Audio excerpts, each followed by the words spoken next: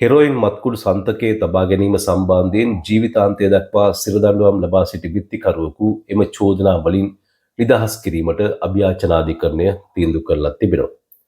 අභියාචනාධිකරණය මේ වගේ තීන්දුවක් ප්‍රකාශයට පත් කළේ ඇයි? ඒ පිළිබඳ තොරතුරු අපි මේ වීඩියෝවෙන් ඔබට ඉදිරිපත් කරන්න සූදානම් වෙනවා. වීඩියෝට යන්න කලින් ඔබට මතක් කිරීමක් කරන්න තිබෙනවා. ඔබ තවමත් අපේ channel එක subscribe කරලා නැත්නම් subscribe කරලා අපට සහාය ලබා දෙන්න.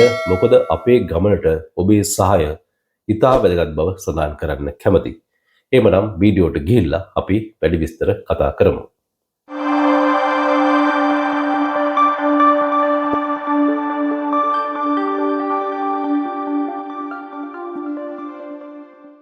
දෙදස් 10 වසරේ මාර්තු මාස 6 වනදා වත්තල පොලිසියට ඔත්තුවක් ලැබෙනවා මීගමුවේ සිට කිසියම් පුද්ගලයෙක් කොළඹ දෙසට මද්ද්‍රව්‍ය ප්‍රවාහනය කිරීමට සූදානම් වන බවට.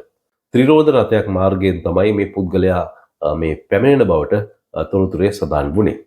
ඒ අනුව වත්තල පොලිසියේ නිලධාරීන් කණ්ඩායමක් ගැමුණු පැලස් නැමැති සිනමා ශාලාව අසල මාර්ග බාධකයක් ස්ථාපිත කරලා වාහන පරීක්ෂාව ආරම්භ කරනවා. අර ඔත්තුවේ සඳහන් වුණා මේ මද්ද්‍රව්‍ය රැගෙන පුද්ගලයා පැමිණෙන්නේ ත්‍රිරෝද රථයකින් බවට. ඉතින් මේ වාහන පරීක්ෂාවේ නිරතව සිටි පොලිස් කණ්ඩායමට ඈතින් පැමිණෙන කිසියම් සැකකටයුතු ත්‍රිවිල් රථයක් නිරීක්ෂණය වෙනවා. පසු ඔවුන් මේ ත්‍රිවිල් රථය නවත්වනවා. නවත්වපු අවස්ථාවේදී එහි පිටිපස යම්කිසි පුද්ගලයෙක් වාඩි වෙලා සිටියා. ඔහු මේ පොලිස් නිලධාරීන්ව දුටු ගමන් කිසියම් තැතිගැන්මකට පත් වෙනවා. ඔහුගේ මුහුණේ ඉරියව් වෙනස් වෙනවා. මේ ගැන සැකසිතු පොලිසිය ඔහුව වාහනයෙන් පිටතට අරගෙන පැත්තකට රංගිලා ඔහුගේ ශරීර පරීක්ෂාව සිදු කරනවා. ඒ අවස්ථාවේදී පොලිසියට හමු වෙනවා ඔහුගේ යට ඇඳුම්වල තිබී කිසියම් කුඩා පාර්සලයක්. මේ පාර්සලය පිළිබඳ විශ්ලේෂණය කිරීමේදී පොලිසිය අනාවරණය කරගන්නවා එහි තිබෙන්නේ හෙරොයින් මත්කුඩු බවට. පසුව පොලිසිය බුද්ධික ප්‍රසන්න ලියනගේ නැමැති මේ පුද්ගලයාව අත්අඩංගුවට අරගෙන පොලිස් ස්ථානයට රැගෙන යනවා. ඒ වගේම මේ අත්අඩංගුවට මද්ද්‍රව්‍ය ප්‍රමාණය ග්‍රෑම් 24කට ආසන්න බව තමයි අනාවරණය වුණේ. පසුව වැඩිදුර පරීක්ෂාව සඳහා මේවා රජයේ රස පරීක්ෂක දෙපාර්තමේන්තුවට යොමු කරනවා. රජයේ රස පරීක්ෂක දෙපාර්තමේන්තුවේ වාර්තාවලට අනුව එම මද්ද්‍රව්‍ය තුල අන්තර්ගත ශුද්ධ මද්ද්‍රව්‍ය ප්‍රමාණයේ බර ග්‍රෑම් 4ක් බවටත් වාර්තා කිරීමක් සිදු කරනවා. පසුව මේ සියලු තොරතුරු ඒකරාශී කරගෙන නීතිපතිවරයා විසින් මේ පුද්ගලයාට විරුද්ධව හෙරොයින් මත්කුඩු සන්තකයේ තබා ගැනීම සහ ජාවාරම් කිරීම යන චෝදනා යටතේ මේගමුව මහාධිකරණයේ හමුවේ අධිචෝදනා ගොනු කරනවා. දීර්ඝ නඩු විභාගයකින් අනතුරුව 2024 වසරේ අප්‍රේල් මාස 4 වනදා නඩු තීන්දුව ප්‍රකාශයට පත් කරනවා. එහිදී මේගමුව මහාධිකරණ විනිසුරුවරයා හෙරොයින් මත්කුඩු සන්තකයේ තබා ගැනීමේ චෝදනාව යටතේ මේ පුද්ගලයාව වරදකරු කරලා ඔහුට ජීවිතාන්තය දක්වා සිරදඬුවම් නියම කරනවා. මේ සිරදඬුවම කෙරෙහි විත්තිකරු සෑහීමකට පත් වෙන්නේ නැහැ. පසුව ඔහුගේ නීතිඥවරයා මාර්ගයෙන් අභියාචනාධිකරණයට ඇපෑලක් ඉදිරිපත් කරනවා.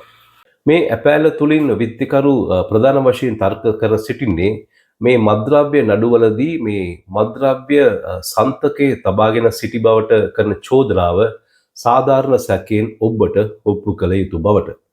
නමුත් මේ නඩුවේදී මහාධිකරණ විනිසුරුවරයා ප්‍රකාශ කර තිබෙන තීන්දුව වැරදිසාගත බවත් මේ සන්තකය කියන කාරණය සාධාරණ සැකයෙන් ඔබට ඔප්පු කිරීමට පැමිණිල්ල අසමත් වී තිබෙන බව තමයි මේ අභියාචනය තුලින් විත්තිකරු අභියාචනාධිකරණයට සඳහන් කර තිබුණේ.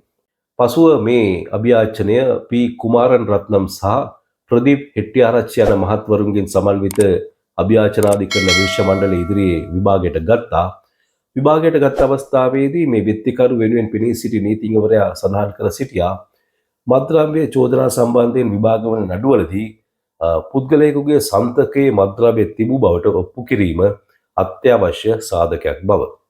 මේ සන්තකය කියන කාරණය අවිවාදිත සාක්ෂි වලින් සහ ඊටාම සත්‍ය සාක්ෂි වලින් ඔප්පු කිරීම අවශ්‍යයි. ඒ වගේම මේ මද්ද්‍රව්‍ය අත්අඩංගුවට ගැනීමට පස්සේ ඒවා මුද්‍රා තැබීම සහ රජයේ රස පරීක්ෂකවරයා වෙත ඉදිරිපත් කරන කාලය දක්වා ක්‍රියාදාමය මනාව සිදුවිය යුතු බවත් මේ නීතිඥවරයා පෙන්වා දුන්නා. නමුත් මේ විත්තිකරු සම්බන්ධ චෝදනාවේදී සන්තකය කියන කාරණය සාධාරණ සැකයෙන් ඔබට ඔප්පු කිරීමට පැමිණිල්ල අසමත් වෙලා තිබෙනවා. ඉතින් විශ්වාසනීය සාක්ෂි වලින් තොරව මේ විත්තිකරු වරදකරු කිරීමට මහාධිකරණ විනිශ්චයකාරවරයා ගත තීරණය සම්පූර්ණයෙන්ම නීතියට පටහැනි බව තමයි විත්තියේ නීතිඥවරයා අධිකරණයේ හමුවේ තර්ක කරමින් සඳහන් කළේ. ඒ නිසා මේ නීතිඥවරයා අධිකරණයෙන් ඉල්ලා සිටියා මේ විත්තිකරු වරදකරු කරමින් දී තිබෙන තීරණය නීතියට පටහැනි නිසා ඔහුගේ වැරදිකරු කිරීමේ තීරණය සහ දඬුවම ඉවත් කර ඔහුව නිදොස් කොට නිදහස් කරන්න කියලා. ඉදිරිපත් වෙච්ච කරුණු සලකා බැලූ අභ්‍යාචනාධිකරණ විනිසුරු මඩුල්ල සඳහන් කළේ මත්ද්‍රව්‍ය නඩුවලදී මේ සන්තකය කියන කාරණය කිසිදු සැකයකින් තොරව ප්‍රබල සාක්ෂි වලින් ඔප්පු විය යුතු බව. නමුත් මේ නඩුකරේ විත්තිකරුට එල්ල වී තිබෙන චෝදනාව ඔප්පු කිරීමේදී පැමිණිල්ල සාධාරණ සැකයෙන් තොරව ඒ කාර්යය කිරීමට අසමත් වී තිබෙන ආකාරය පෙනී යනවා. මොකද මේ වගේ චෝදනාවක් ඔප්පු කිරීම සඳහා විශ්වාසනීයත්වයෙන් යුක්ත අවිවාදිත සාක්ෂි ඉදිරිපත් කළ යුතුයි. නමුත් මේ නඩුකරේ ඉදිරිපත් වෙච්ච සාක්ෂි පරීක්ෂා කිරීමේදී එවැනි තත්ත්වයක් දකින්නට ලැබෙන්නේ නැහැ. එම තත්ත්වය මත මේ විත්තිකරු වරදකරු කරමින් දඬුවම් පැමිණවීමට මහාධිකරණ විනිසුරුවරයා ගත තීරණය දෝෂ සහිත බව අභ්‍යාචනාධිකරණය තීන්දුව කළා. ඒ අනුව මේ විත්තිකරු වරදකරු කරමින් ඔහුට දඬුවම් පැමිණවීමට මහාධිකරණ විනිශ්චයකාරවරයා ගත තීරණය ඉවත් කර ඔහුව නිදොස් කොට නිදහස් කරන බවත් අවසානයේදී අභ්‍යාචනාධිකරණය තීන්දුව කර සිටියා. මේ කරුණු විශ්ලේෂණය කිරීමේදී අපට පෙනී යනවා මත්ද්‍රව්‍ය චෝදනා සම්බන්ධ නඩු ඔප්පු කිරීම කොයිතරම් අපහසු කාරණාවක්ද කියන එක. මොකද මේ මත්ද්‍රව්‍ය චෝදනා සම්බන්ධයෙන් වැරදිකාරයා වුණාම එක්කෝ ජීවිතාන්තය දක්වා සිර දඬුවම් නියම වෙනවා. එසේත් නැත්නම් මරණීය දඬුවමය තමයි නියම වෙන්නේ. ඉතින් මේ වගේ බරපතල දඬුවමක් පමුණුවීමට පෙර ඒ චෝදනා සාධාරණ සැකයෙන් ඔප්පු වෙලා තිබෙනවාද කියලා අධිකරණය සෑම අවස්ථාවකදී ඉතාම තීක්ෂණ ආකාරයෙන් පරීක්ෂා කරලා බලනවා. ඒ නිසා මේ මත්ද්‍රව්‍ය සම්බන්ධයෙන් විමර්ශන කිරීමේදී ඒවා කොයි ආකාරයෙන්ද සිදු කළ යුත්තේ, ඒවා ওই නිවැරදිභාවය ආරක්ෂා කිරීම කොච්චර වැදගත්ද කියන කාරණය මේ නඩු තීන්දුව තුළින් ආරක්ෂක අංශවලට එමත් නැත්නම් විමර්ශන අංශවලට අධිකරණය කිසියම් මඟ පෙන්වීමක් ලබා දී තිබෙන බවත් සඳහන් කළ යුතුයි.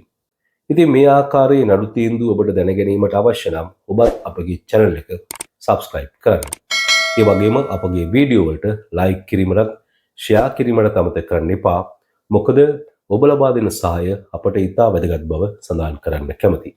එහෙමනම් අපි වෙනත් වීඩියෝකින් හමු වෙමු. අපි සමුගන්නවා.